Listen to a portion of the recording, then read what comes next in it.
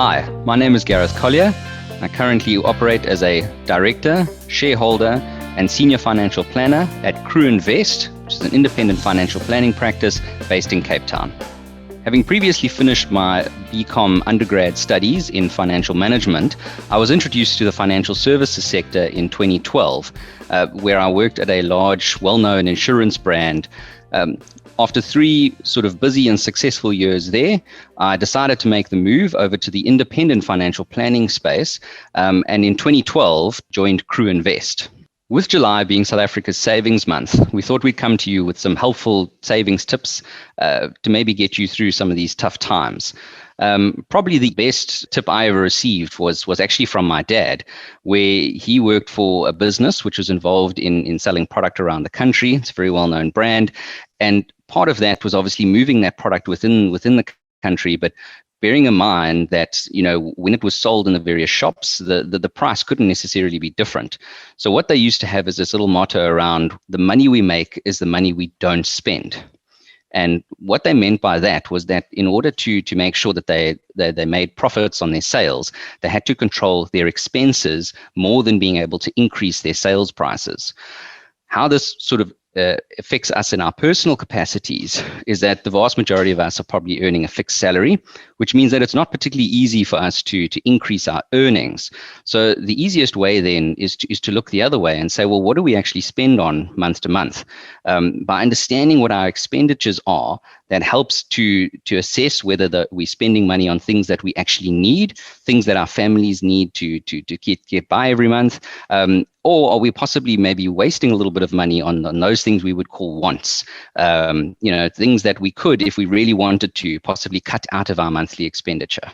Our second tip would probably be, once you've had a look at your expenditure and you have some money to save, we now need to understand where the best place to save that money is.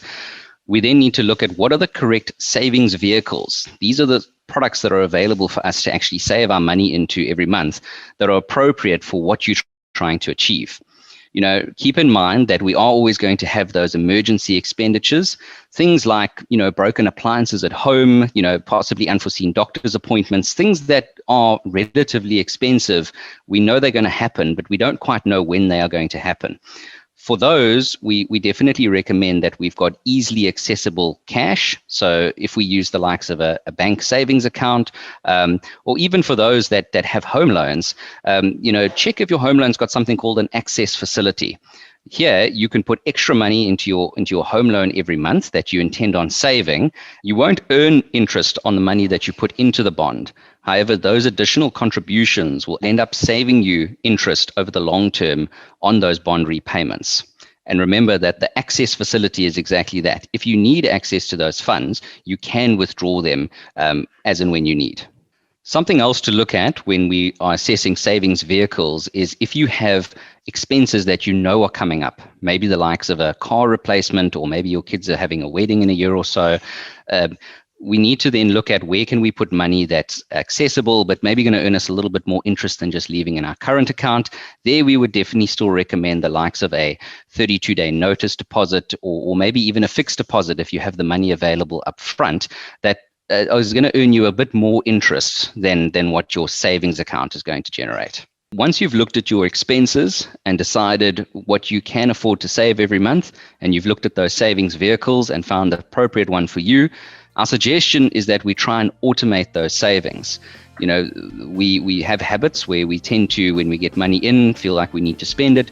So maybe the best way to protect ourselves from ourselves is to set up a monthly debit order or an automatic contribution that'll go into that appropriate savings vehicle, just to save us from the temptation of unnecessarily spending.